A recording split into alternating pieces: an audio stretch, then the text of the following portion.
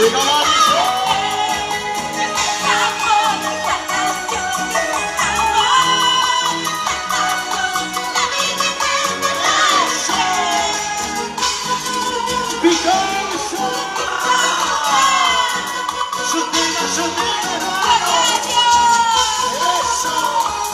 nos vamos con esta última alabanza.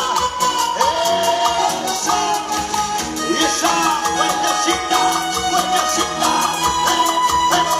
eso. Gracias, Señor.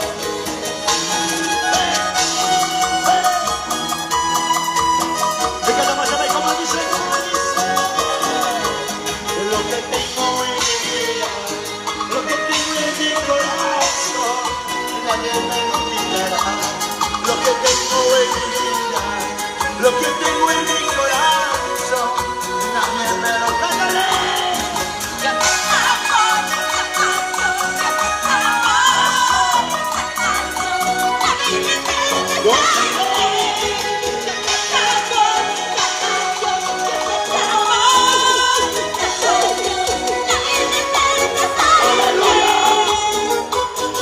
Vamos, y será esta oportunidad, hermanos, hermanos. ¡Eso! Gracias, Señor Dios poderoso. ¡Aleluya!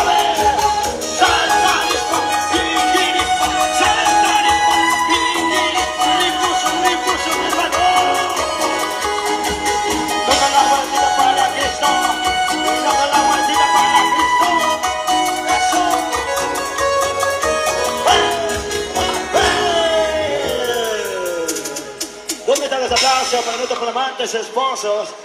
Ahí están nuestros hermanos que han acompañado esa alegría, gozo que tienen juntamente con nuestros flamantes esposos. Muchas bendiciones a todos mis hermanos, hermanas que han podido compartir con nosotros en esta bonita noche. Segundo día de matrimonio, ¿sí? Muchas felicidades a los flamantes esposos, a mi hermano Octavio y a nuestra hermana Marixa y a todos sus consejeros. Bendiciones, hermano Octavio, Dios me lo bendiga. Dios tanta bendición, hermanito. Kinamanta, hermanitos, hermanas.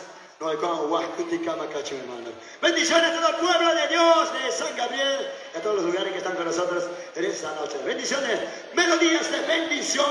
Así nos despedimos.